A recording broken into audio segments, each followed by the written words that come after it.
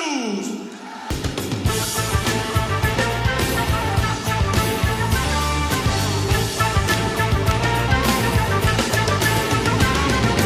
Andalucía son hombres. Teníamos conciencia de vivir en Andalucía. Luchando por su destino. El ser andaluz significaba un sello de identidad. Es un manantial de lumbre. El año 77 fue la explosión de la autoestima. Que no alumbra su camino. Andalucía del 77 era una Andalucía con conciencia.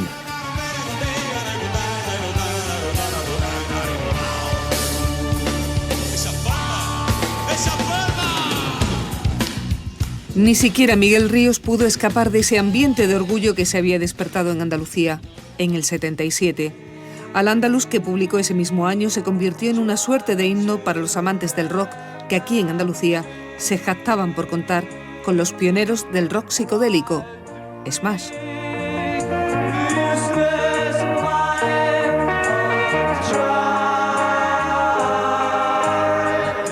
Yo recuerdo allí un concierto fantástico de Smash, pero rock puro. La gente de Subimeta y se escuchaba muchísimo rock and roll. Y ten en cuenta que nosotros teníamos Rota ahí al lado y se escuchaba mucha música de Rota.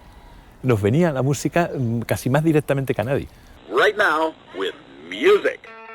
Rota y Morón, y también el Peñón de Gibraltar y la Almería de Hollywood, desde donde se filtraban esos colores en la cultura que pintaban una Andalucía que despertaba en democracia. Si usted es de los que... Si veía este anuncio en color era de los afortunados, porque la mayoría de los televisores en Andalucía seguían en el 77 en blanco y negro y con la flamenca y el torito encima del aparato. El pañito de crochet era a discreción. Andalucía no es que estuviera al sur del sur, es que las diferencias con el resto del país eran aún más notables en esos años de transición. Esa Andalucía era también una Andalucía donde la sensación atraso de su desarrollo respecto a otras zonas del Estado español, de alguna forma nos ayudó a tomar conciencia. Andalucía seguía en el subdesarrollo. La modernización de la España cacareada por Fraga como triunfo económico en los 25 años de paz, esa a Andalucía tardó mucho tiempo en llegar. La miseria estaba junto con la modernidad. Entonces teníamos pues la cantidad de miles de inmigrantes que iban a la vendimia. Nos íbamos a las estaciones de los trenes para ver eso. O veíamos los niños gitanos, buscábamos todas las contradicciones que había. Teníamos una inflación de en torno a un 26, un 25, un 26%. Teníamos un paro que estaba también en torno al 25-26%, especialmente en la agricultura. Veníamos de una época muy dura, donde había unas diferencias sociales tremendas, grandísimas. Había una situación de paro alarmante y por otro lado no había las medidas de apoyo de las administraciones. Allá empezó el empleo comunitario. Y el empleo comunitario era algo que dependía exclusivamente de la voluntad de los gobernadores civiles.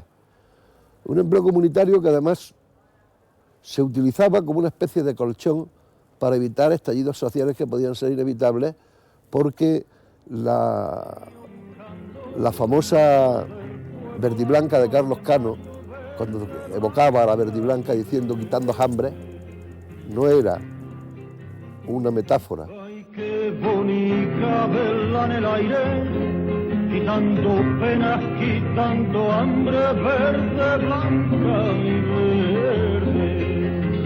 Eran momentos muy dedicados, pero al mismo tiempo había un momento también de tener claro dónde teníamos que ir y sobre todo el concepto de la dignidad. Y nuestra SOA, desde el movimiento jornalero, nace precisamente la necesidad de la autonomía, la necesidad de reivindicar a la Andalucía tener un protagonismo distinto. Ay, y esa Andalucía en el 77 se movía a caballo entre el tópico y la vanguardia. Sí, la vanguardia. Hubo una Andalucía underground que quería alejarse de la oficialidad y que hizo del compromiso su bandera. La Cuadra de Salvador Tábora iniciaba en esa década un recorrido teatral con un lenguaje muy definido. Yo quería hacer un teatro que rompiera con todo, pero que sobre todo se viera que es un teatro andaluz, un teatro de Andalucía, hecho con conciencia andaluza. Y nosotros lo que intentábamos hacer era valorar la cultura nuestra cotidiana, hacer una cultura del proletariado. Y así nació, en 1977, Herramientas. A pasito seguro vamos andando, que la grasa y la tierra se va juntando. Herramientas era una propuesta para un teatro de trabajadores, que venía, digamos, perfectamente enlazada con lo que políticamente se estaba debatiendo en la calle. Había mucha vitalidad cultural, muy fuerte, que yo creo que fue dinamizadora de una sociedad que estaba muerta. Yo recuerdo una representación de Antígona lleno, total y absoluto. Y recuerdo a Roberto, el esperpento, haciendo auténticas performances en la calle de teatro. De pronto a nosotros nos acompañaron muchas cosas que eran hermosísimas. De pronto Antonio Gades tenía que ver con nosotros. Antonio Gala, el gran escritor de la época, era andaluz y dijo aquello de viva Andalucía, viva. Pero es que además empezamos a recuperar aquello que el franquismo había tapado. A Lorca, a Picasso, y a Cernuda, y empezaban a salir andaluces, ¿no? ¿Quién empezó la revolución iconoclasta de Barcelona? Ocaña y Nazario. Dos sevillanos, todo el movimiento artístico de Almería, de Granada, el arte de Granada, la poesía en Granada. La cultura, de la manera más natural, estaba muy implicada con la política, creo que como la sociedad en general. Pero ¿a qué engañarnos? En 1977, la conciencia política y de identidad convivían con asuntos mucho más mundanos. Pantalones de campana, camisas entalladas, marcando figura y pelín horteras incluso para la época. Había que ir a la otra vuelta.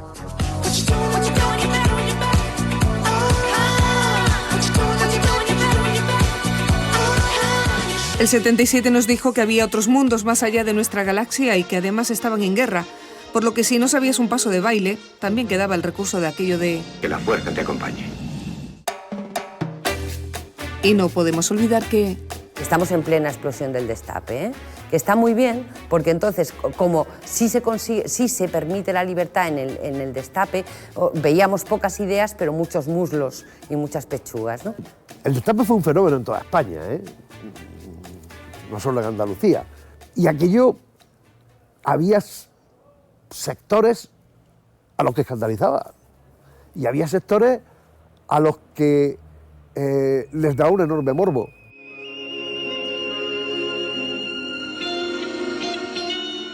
Esta escena lésbica en el cine estaba lejos, muy lejos de la realidad aún. Kim Pérez, la primera transexual que se sometió a una operación de reasignación de sexo, era, en 1977, Joaquín, un profesor de ética en Granada que vivía en sombras como tantos otros que no se atrevían a mostrarse como eran. Me faltaba la vida, no podía expresar de ninguna manera lo que yo sentía, no había ninguna persona. Mi sensación de sufrimiento real, no imaginario, era un sufrimiento real, era la sensación de no poder hablar con nadie. Tenía que vivir en una ciudad que era como una cárcel para mí. La homosexualidad y la transexualidad fueron delitos hasta 1978, en que se derogó la ley de peligrosidad social. Aquellos años, por tanto, había demasiados armarios sin abrir y los que lo hicieron falseaban la realidad. Únicamente se entendía la existencia del mariquita. Y el mariquita era una persona que tenía que ganarse su lugar en la vida con su gracia o fingiendo su gracia. No se ganaba el respeto, se ganaba el dejarle vivir. Era preciso ser enormemente valiente para ser capaz de afirmarse en esas circunstancias. Ya hay dos Ariel. Para lavar a mano y en lavadora no automática, el Ariel de siempre. Y para automáticas, Por fin, Ariel Automática. Compré Ariel Automática porque yo tenía el problema de los cuellos de las camisas de mi marido que trabaja en el astillero. Hay muchísimo polvo, hay mucha grasa y no había manera de quitarlo de ninguna forma. Y desde que uso Ariel Automática pues me ha resuelto el problema. En toda la ropa noto la blancura. ¿Se lo contó a alguien? A mi vecina Carmen. Pues aquí está. Lavar era cosa de mujeres y había que decírselo a la vecina. La publicidad de entonces ni se planteaba otra cosa y en la sociedad, y en especial la andaluza, costaba romper moldes en el 77. ¿Lo ha visto? Las cosas están cambiando. En los años 70, en Andalucía, había 3 veces menos matriculadas en la universidad que hombres, mujeres en las universidades andaluzas, o bien mujeres universitarias que iban fuera a estudiar porque había menos universidades. Pero no era solamente eso, es que la educación de las mujeres todavía en el año 77 estaba guiada hacia el hogar. ¿Cómo puede ser? ¿Libera? ¿Revista femenina? ¿Y ni una sola página de moda? ¿Ni de cocina? ¿Ni de belleza? ¿Ni un mal consultorio sentimental? ¡Ay! No sé a dónde vamos a ir a parar. Las mujeres, si somos sinceras, tenemos que reconocer que incluso aquellas que rompimos con tantas cosas, nos daba vergüenza entrar solas en un bar, a tomar un café. Bueno, de vino ya ni hablamos. Cualquier cosa que pareciera que una usaba de la libertad, y ni te explico la sexual, estaba mal mirada. Pero no solamente la ropa, hasta muy tarde no se pudo comprar anticonceptivos con tranquilidad en ninguna farmacia. Hasta que descubrimos que la decencia era otra cosa, creíamos que las indecentes éramos nosotras, ¿no? Pero yo solo he visto gente muy obediente hasta en la cama. Gente que tan solo pide vivir su vida sin más mentira. Y en paz. Libertad, libertad. 1977 fue un año crucial para nuestra historia. Libertad sin ira se había convertido en el himno de la transición y salió de aquí, de las partituras de Jarcha, en Huelva. Y si no la hay, sin duda la habrá. En Andalucía una barra de pan costaba 9 pesetas y el salario mínimo rondaba las 13.200. Teníamos el doble de personas sin estudios que en el resto de España, pero Triana se oía en todo el país.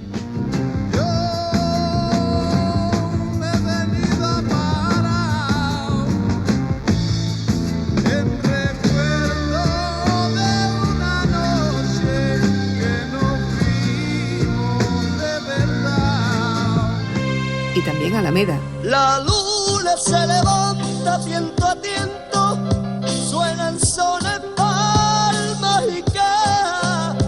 Y Veneno, con Kiko y los hermanos Amador, grababan su único disco, el disco más rompedor, dijeron después, de la historia.